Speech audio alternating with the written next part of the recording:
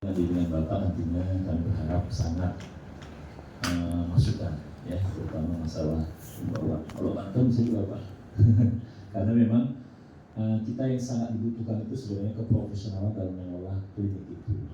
Mudah-mudahan dengan adanya bantuan baik moral maupun material, kita bisa juga menjadikan ini lebih profesional. Untuk itu kepada Bapak Dr. Yusro Mutadas SHMHum ya, untuk bisa dapat memberikan surat kepada kami selanjutnya. Assalamualaikum warahmatullahi wabarakatuh. Waalaikumsalam warahmatullahi wabarakatuh. Alhamdulillah nahmaduhu wa nasta'inuhu wa nastaghfiruh wa na'udzu billahi min syururi anfusina wa min sayyiati a'malina. May yahdihillahu fala mudilla lahu wa may yudlil fala hadiya lahu. Bapak-bapak yang saya hormati, saya bersyukur kehadirat Allah dan mengucapkan rasa terima kasih yang tulus kepada bapak-bapak bersembilan yang memang dirancang untuk bersilaturahim ke kantor ini. Tadi saya ngajak Pak Sayuti untuk ikut menemui bapak-bapak, tapi Pak Sayuti sedang ada tugas melakukan wawancara pada siang hari ini. Jadi kirim salam saja. Saya sendiri setelah diberitahu rencana cabang Tanjung Sari ini, saya memastikan untuk siang hari ini setelah pagi tadi ada acara ke rumah sakit sedikit kontrol. Tapi sebelumnya silakan sambil di lupa tadi, seharusnya saya awal ya. Silakan. Jadi sedikit periksa tadi, kemudian terus ke sini. Nah begini Bapak-bapak sekalian. Bagi saya sendiri kedatangan silaturahmi dari Bapak selaku PCM ini yang merupakan adrenalin, penambahan adrenalin, amunisi dan saturasi yang memompa kesehatan. Yang kita pahami kesehatan itu lebih pada kesehatan jiwa. Laisal gina ginal mal walakinnal gina ginan nafs, walaupun itu bukan hadis maupun Al-Quran, tapi ada pijakan di dalam Al-Quran dan hadis itu. Saya ingin mengutip Profesor Dr. Dadang Hawari almarhum. Beliau itu ahli jiwa dan membuka klinik di Jakarta. Ketika beliau kami undang di berbagai kesempatan, beliau menyampaikan bahwa dari pasien-pasien yang datang ke rumahnya itu ada dua klaster kata beliau. Klaster pertama orang-orang yang kaya, tapi miskin. Kayanya kaya harta, tapi miskinnya miskin jiwa, rohani, mental. Nah yang kedua, orang yang miskin tapi kaya. Artinya miskin secara ekonomi, tapi dari wawancara-wawancara yang dilakukan oleh profesor tersebut itu menunjukkan pasien-pasien itu mencerminkan karakter sebagai orang yang kaya rohani. Penting mana kekayaan dua jenis itu? Beliau katakan semuanya penting, tapi lebih penting dengan kekayaan rohani. Nah lalu dikutip itu kata-kata mutiara. Kekayaan yang sesungguhnya itu bukan berupa harta benda, tetapi berupa kekayaan jiwa. Nah itu lalu cocok dengan kalimat terakhir di dalam 4 ayat itu, surat Al-Fajr, ya ayat Tuhan nafsul mutmainnah dan seterusnya itu gambar terakhir yang itu artinya bahwa yang nanti akan dipakai oleh Allah masuk ke dalam surganya digabungkan dengan hamba-hamba Allah yang diridhoinya itu adalah orang-orang yang berjiwa tenang. Ya Tuhan Rasulullah kemarin. Nah, dari dua hal itu saya ingin merespon gambar tadi. Gambar tadi itu tidak mungkin ada kalau bapak-bapak yang dulu maupun periode yang sekarang dan yang akan datang itu tidak memiliki kekayaan jiwa. Mustahil banget. Dan itu contoh kecil saja. Karena contoh-contoh lain itu banyak banget di berbagai daerah dan itu menggambarkan contoh besar. Besarannya terdiri dari yang kecil-kecil termasuk yang Tanjung Sari. Di Magelang 40 kilo dari Jogja itu ada cap ranting, namanya ranting Gunung Sari. Kemarin pengajian Ramadan yang diikuti oleh wilayah-wilayah ketuanya, pimpinannya, itu kita berikan kesempatan untuk presentasi, memaparkan seperti itu juga, membuat video tadi. Tidak ada yang tidak terkagum-kagum karena itu ranting di Magelang itu sedemikian rupa menggambarkan kekayaan jiwa, rohaniyah, mentalitas, keyakinan yang kuat dari pimpinan maupun didukung anggotanya, sehingga sekarang kuat sekali walaupun murah. Nah, banyak lagi contoh-contoh seperti ini. Karena ini Medan, Sumatera Utara, saya teringat satu nama yang alhamdulillah sampai sekarang saya sulit untuk melupakannya dan mudah-mudahan jangan lupa, yaitu Kolonel Haji Amiruddin Siregar. Tidak bisa lepas dari pondok pesantren yang monumental. Sekarang masih ada atau tidak saya nggak tahu. Oh iya, masih ya?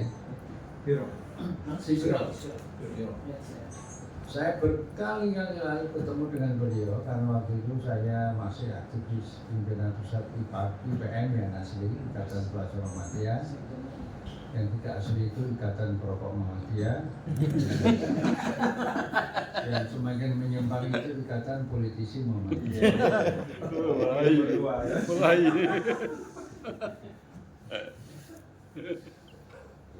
Nah, ketika kami berkali-kali dialog dengan Pak Amiruddin Siregar waktu itu masih kolonel resmi. Dulu belum ada larangan. Kolonel aktif. Kolonel Yunus Anis itu pimpinan Muhammadiyah juga. Kolonel Projokusumo, HS Projokusumo, Angkatan Darat itu juga pimpinan pusat Muhammadiyah. Kolonel Amiruddin Siregar sampai MUI. Beliau itu salah satunya yang Pak Amiruddin Siregar itu menggambarkan semangatnya luar. Dalam benak kami waktu itu sebagai kader muda ya, masih muda waktu itu, sekarang masih tua. Umur saya 71 tapi rasa 17. Durian masih doyan, sate kambing masih doyan, dan sebagainya. Nah, sebagai orang yang terdidik lewat IPM dan memperoleh contoh-contoh orang-orang tua kita yang dulu waktu itu kami hadapi, termasuk Pak Amiruddin Siregar itu, lain-lain nggak saya sebutkan nanti absensi itu, sensus, itu menggambarkan bahwa kekayaan jiwa ini sangat amat penting dan semakin penting. Bagaimana rekan saya yang berlagak koboi, tapi koboi Islami itu sedemikian rupa penampilannya sehingga sering saya juluki koboi. Tapi dengan gaya koboinya itu bisa membuat Universitas Muhammadiyah Sumatera Utara itu nggak lepas dari teman saya tadi. Indonesia. Ya, Bapak ya. Dan berikutnya sama penerusnya itu Pak Heruman Pasar. Terus sering saya juluki itu rektor paling kaya itu rektor Universitas Muhammadiyah Sumatera Utara. Punya pasar 1000 ya pasar. Orang itu belum bisa punya.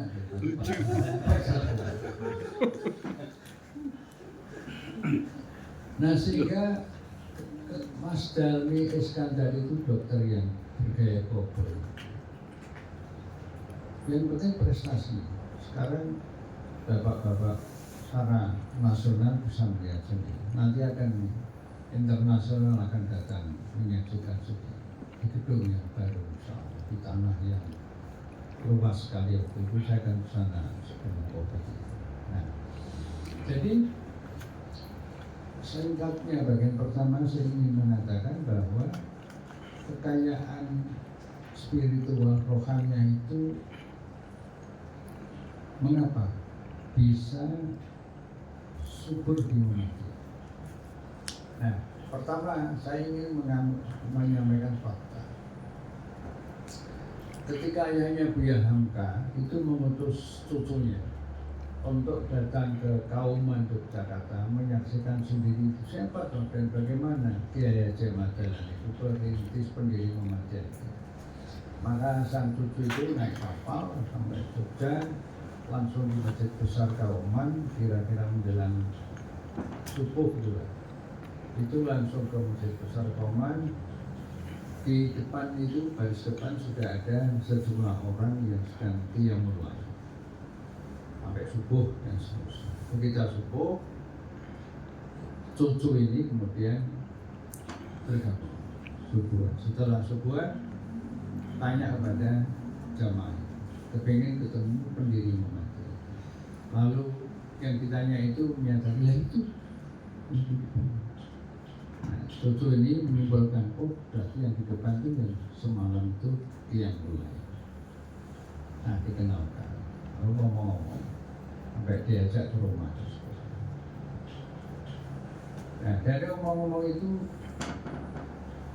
kesimpulannya ada satu keyakinan yang dilihat secara ainul yakin mempengaruhi ilmu yakin, akhirnya hakul yakin. Contohnya gitu. Bahkan pakai apa? Ru'yat hilal terhadap bukan bulan kan untuk menentukan satu Ramadan itu, tapi ru'yat hilal, ru'yat bil hisab, bukan ru'yat hilal, ru'yat bil hisab terhadap Kiai Haji Ahmad Dahlan dan sekitarnya. Setelah pulang ke Bukit Tinggi, sang kakek memerintahkan mengambil keputusan untuk didirikan Muhammadiyah sampai berkembang dan seterusnya. Hal yang ingin saya sampaikan adalah ada korelasi antara kekuatan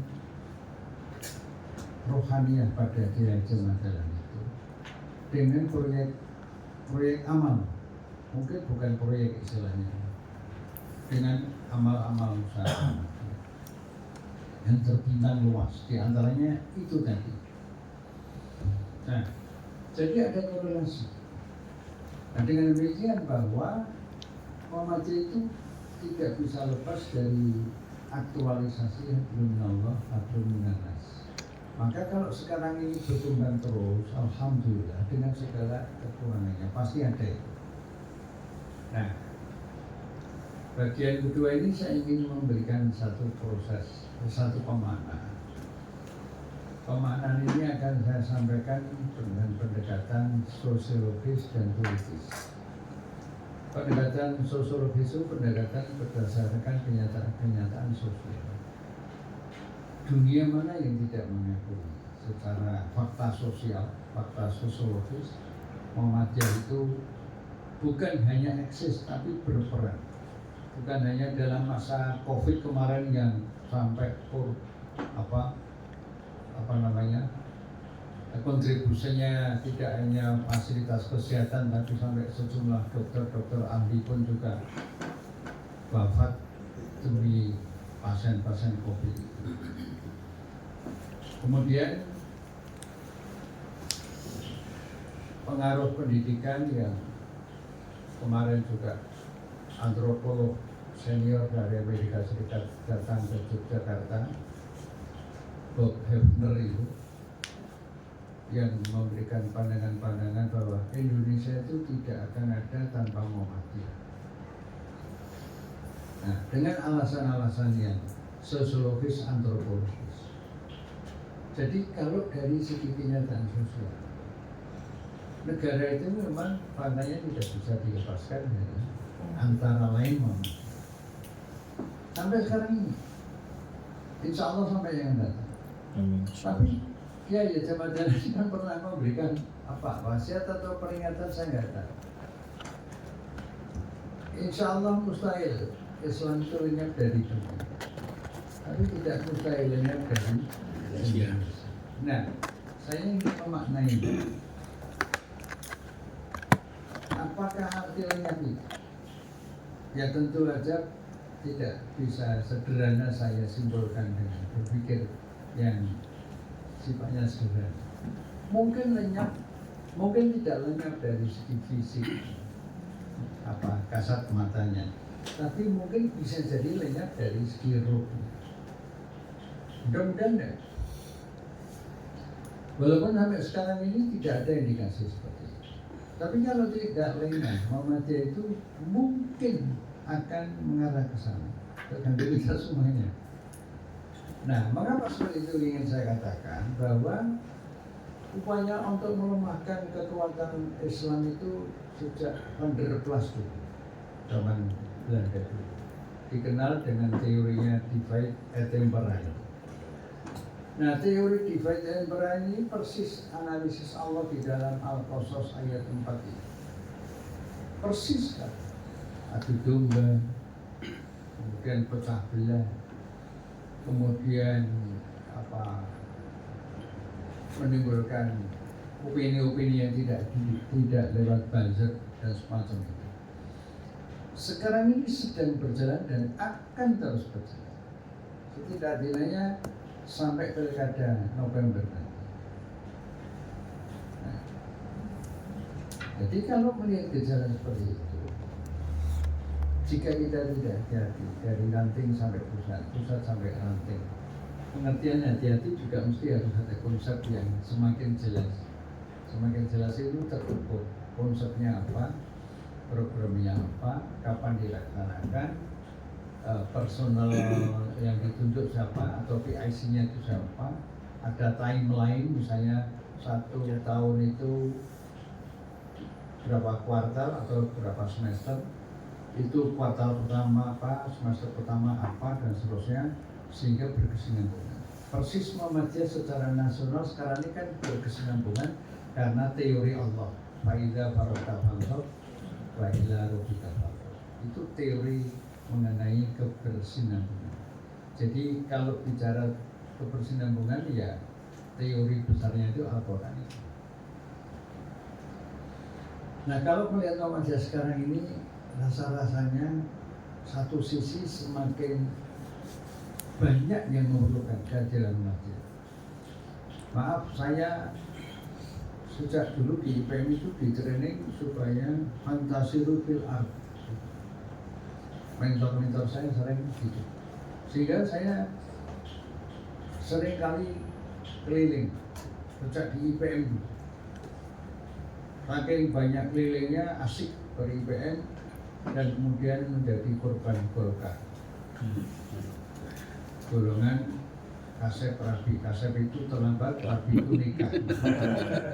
Sehingga 36 tahun saya baru nikah. Dan enggak, istri saya bukan dari IPM dan Muhammadiyah, murid saya, mahasiswa saya di UI juga, semuanya di situ saya enggak laku. Pasarnya rendah. Istri saya dari HMI, dari YN, sekarang UI. Jadi keasikan waktu itu memberikan satu memori yang saya ingin nyambungkan bahwa aktivitas-aktivitas yang misalnya tadi menyangkut diri saya itu juga ada pada sejumlah aktivis lain. Sehingga belanja masalah sebagai terjemahan dari fantasi Ruhil Arbi itu sering kami lakukan sampai hari ini. Ya, sepanjang alhamdulillah banyak sehatnya daripada sakitnya. Sakit saya yang terakhir ini kan ya ringan, hanya operasi pengapuran di lutut kiri, sehingga jalan masih kuat, tapi kalau sholat pakai kursi, nggak apa-apa. Dan pengapuran itu karena faktor di samping ada faktor 35 tahun yang lalu saya mengajar di SMA Muhammadiyah 1. Waktu itu 35 tahun yang lalu belum ada pabrik spidol, sehingga kalau memberikan pelajaran itu pakai kapur terus. Mungkin ada hubungan kapur dulu dengan pengapuran. Mungkin ada ilmu pinggiran atau analisis pinggiran. Jelas nggak ilmiah. Nah, jadi belanja masalah itu sering kami lakukan di LHKP karena kami diamanati membidangi lembaga hikmah kebijakan publik yang itu sesungguhnya lembaga politik itu. Lalu Majelis Hukum HAM dan Majelis Hukum dan Hak Asasi Manusia, satu lagi LBH, Lembaga Bantuan Hukum dan Advokasi Publik PP Muhammadiyah. 3 UPP ini, unit pembantu pimpinan ini diamanatkan pada saya. Nah, kami walaupun kembali tidak bisa ke Rempang, tapi ada 2 tim yang 2 kali ke sana melihat sendiri. Sebelumnya ke Air Balis, sebelumnya saya ke Sorong, terus ke Wadas, Purworejo, ke Banyuwangi. Semuanya itu korban-korban dari program pemerintah yang disebut dengan PSN, Proyek Strategis Nasional. Proyek itu proyek yang over ambisius, udah ambisius over, dan tidak ada studi kelayakan, AMDAL, IKN itu nggak ada berapa semuanya. Yang di Penajam juga pakai analisis dampak lingkungan, sehingga banyak korban dan seterusnya. Rempang di antara yang paling ngeri. Nah, Kalimantan, serius banget permasalahannya. Demikian juga yang di Papua. Nah, dari jalan-jalan kami ini kami menyimpulkan problem-problem kemanusiaan itu satu sisi kesimpulan kami, bukan saya saja. Kesimpulan teman-teman itu begini, Pak BM, panggilan saya ada itu Pak BM.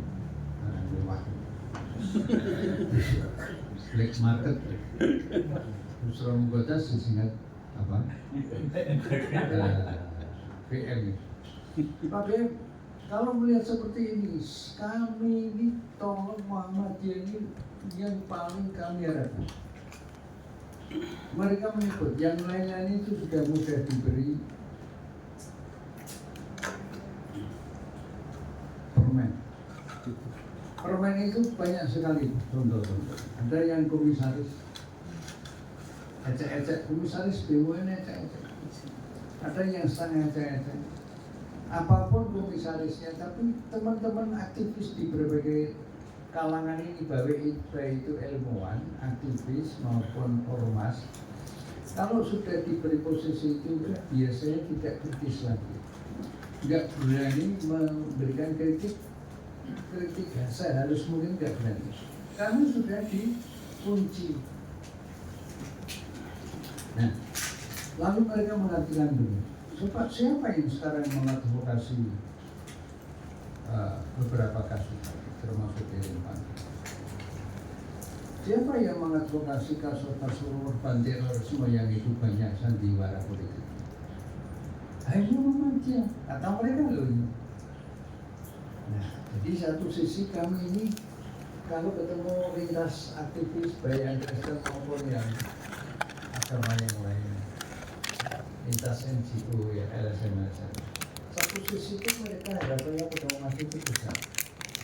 Nah, ketika melihat video yang dibuat oleh siapa itu, kayak Muhammadiyah se-Indonesia itu, yang melebihi kekayaan orang Singapura itu, mereka semakin yakin. Tapi ketika mereka mengatakan itu kami juga seperti istilahnya yang tempo hari itu ngeri-ngeri sedap. Ya banyak sedapnya lah daripada Ngeri sedap-sedap. Nah, di mana kengeriannya? Kengeriannya ya sekarang ini, maaf kalau saya harus berterus terang karena sebagai penghormatan saya pada Bapak di Cabang. Cabang itu ranting itu basic utama. Saya pernah menjadi ketua ranting 2 periode berturut-turut, dan saya tidak minta SK ke Mahkamah Konstitusi untuk ditambah lagi. Enggak. Jadi selama saya menjadi ketua ranting di kampung saya itu 2 periode berarti 10 tahun itu bisa merasakan bagaimana orang ranting, orang Cabang. Sehingga kedatangan Bapak sekarang ini sebagai Cabang itu menyenangkan, menjadi memori kembali, teringat kembali ketika dulu aktif di ranting, akrab dengan Cabang dan sebagainya. Jadi kalau melihat gambaran yang Bapak sampaikan tadi, kalau ya, itu karena menasional, bahkan juga yang internasional sudah ada di Australia, kemudian di Kuala Lumpur, kemudian ada sekolah-sekolah yang lain di Turki, lalu imam besar masjid New York itu kan juga kan Muhammadiyah dari Sulawesi Tunggala ya. Tunggala. Imam Samsi. Nah, jadi kalau melihat seperti itu, antara harapan cemas itu banyak harapannya ketimbang cemas. Yang cemas itu hanya satu, Pak. 2045 itu Indonesia cemas. Karena konsepnya nggak jelas, sama sekali nggak ada kabar. Kalau ada Indonesia emas, menterinya harus diganti. Menteri yang sekarang di pendidikan terutama. Mengapa itu dipertahankan? Karena merusak pendidikan. Kami sudah menyampaikan begini, ini tentu sudah banyak belajar masalah dengan sejumlah orang yang kompeten. Jadi kalau kami ke Jakarta itu bersama Muhammadiyah misalnya 2 hari selesai ya, kami tambah 2 hari keliling belajar masalah. Kami menemui atau kami ditemui di Menteng. Jadi masalah-masalah itu saya memahami, oh inilah perintah Al-Quran di dalam surat An-Naml 69. Kul siru bil ardi fanzuru kaifa kana akibatul mujrimin. Berkelilinglah di muka bumi, bertebaran di muka bumi, dan perhatikanlah bagaimana akibat kerusakan perbuatan dari orang-orang yang berdosa. Nah sekarang ini yang berdosa, kalau dosanya dosa individual, akibatnya sederhana. Tapi kalau dosa itu dilakukan oleh negara, seperti pemilu kemarin, itu dosa politik terbesar, dihiasi dengan dosa politik kaitannya dengan ketua Mahkamah Konstitusi yang kemarin, yaitu ada baut Muhammadiyahnya juga itu, tapi bautnya sedikit Pak Anwar Usman. Baru kali ini ada seperti ini. Nah, ketika yang melakukan dosa-dosa politik dampaknya kepada pendidikan, pada kesehatan dan sebagainya. Tadi Bapak bilang klinik, alhamdulillah. Kami mempelajari RUU Kesehatan kemarin itu bersama Ikatan Dokter Indonesia Pusat dan organisasi kesehatan yang lain. Kami bareng-bareng mempelajari RUU Kesehatan itu, ada persoalan yang serius tentang pengelolaan kesehatan masa depan. Tapi karena ada ayat intan surullah yang surkum wa yusabbit akamakum, dan ada ayat wa makarul wallahu makirin, ayat-ayat ini membesarkan hati kita semuanya. Biarlah mereka itu melakukan gerakan-gerakan pelemahan, tapi Allah nggak akan rela. Jadi kita yakin, kami yakin. Nah, masalahnya sekarang bagaimana mengelola ranting cabang yang langsung berhadapan dengan rakyat. Itu terus saja Bapak Ibu lakukan. Anggota PP itu juga rata-rata begitu, aktif di kampusnya masing-masing. Rata-rata begitu. Jadi tidak hanya berpikir pada level pusat saja, mau nasional saja, lalu rantingnya enggak dirawat, enggak, rata-rata begitu. Nah, jadi dengan demikian, kalau saya simpulkan bagian melihat Muhammadiyah itu dari kacamata sosial, itu satu sisi memang ada gejala yang memprihatinkan kita semua. Tapi dari segi tauhid yang aktif itu, insya Allah tidak mungkin Allah akan mendiamkan umatnya yang serius itu menegakkan Islam itu sudah ada dalam posisi yang terus perlemah. Nah, sekarang memperlemah itu ada dua faktor, Bapak-bapak semua.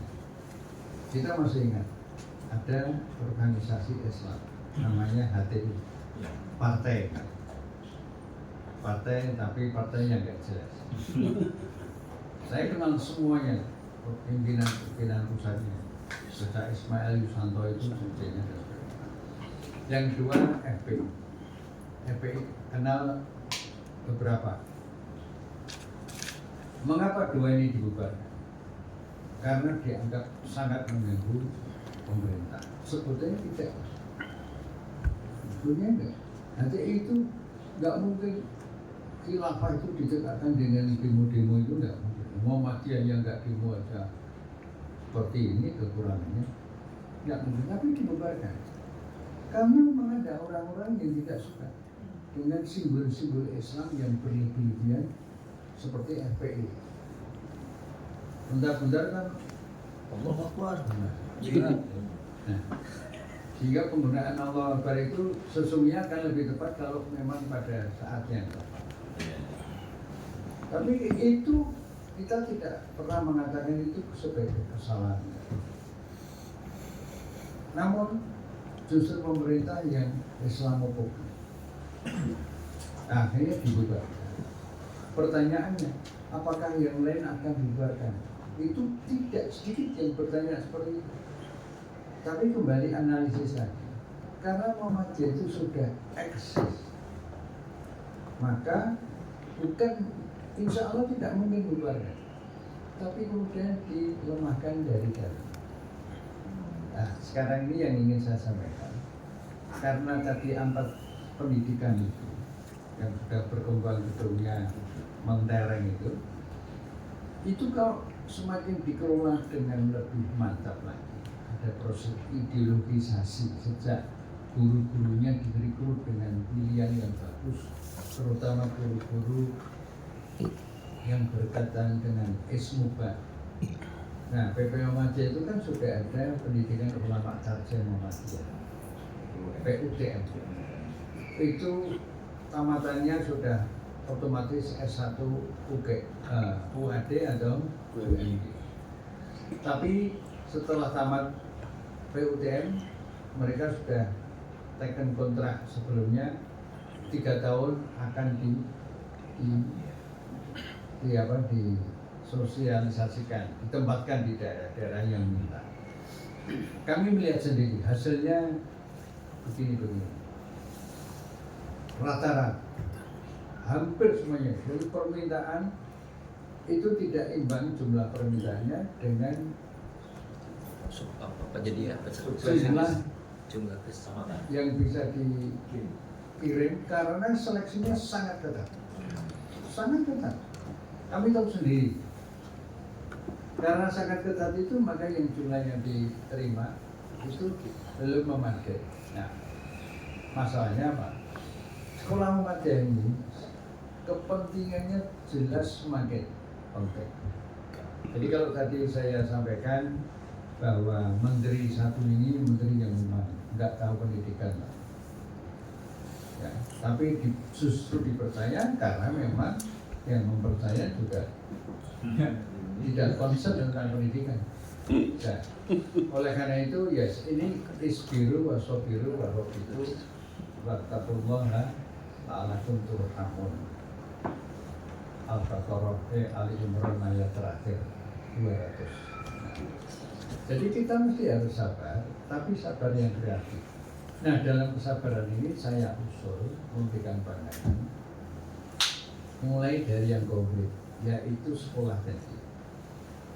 Pak dan semuanya saya yang merasakan sekolah Muhammadiyah itu sekarang semakin mempunyai kesadaran dan sering terangkap. Andai saya dulu tidak di sekolah Muhammadiyah, apa bisa bertahan seperti ini? Itu kata sejumlah.